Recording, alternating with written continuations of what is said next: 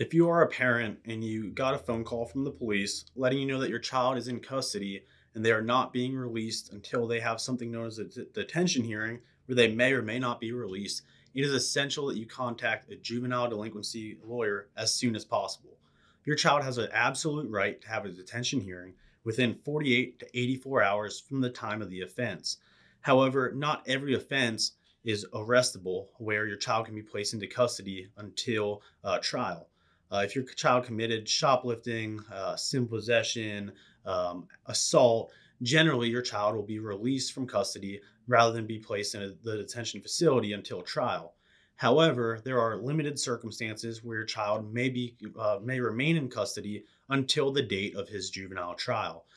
For example, if your child has no criminal history, if they committed an offense involving a serious risk of bodily injury or death, or they had unlawful possession of a weapon, a gun, they may be held in custody until the date of their trial.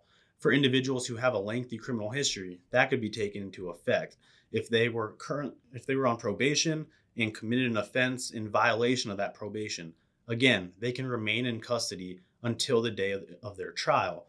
The only way to avoid your child being in custody under those limited circumstances and other circumstances is when they have a detention hearing and the judge decides to release them from custody.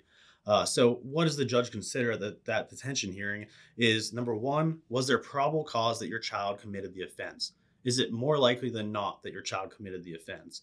But the primary issue that we look at as criminal defense lawyers, that we negotiate with the DAs, and if it doesn't come to fruition, then we negotiate or we mention to the judge in trying to get the judge to release your child is it the least restrictive means of ensuring the safety of the public and your child and ensuring that they do not commit another criminal offense while released pending trial.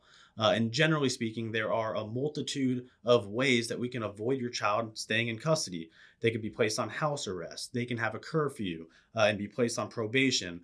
In some instances, it may be better off for them to be placed in an in-house rehabilitation center that may actually end up benefiting your child, not just to be released short-term from custody, but also in negotiating and resolving the underlying case before trial or potentially at trial, and asking the judge to take that rehabilitative efforts into consideration in sentencing your child if he or she was convicted.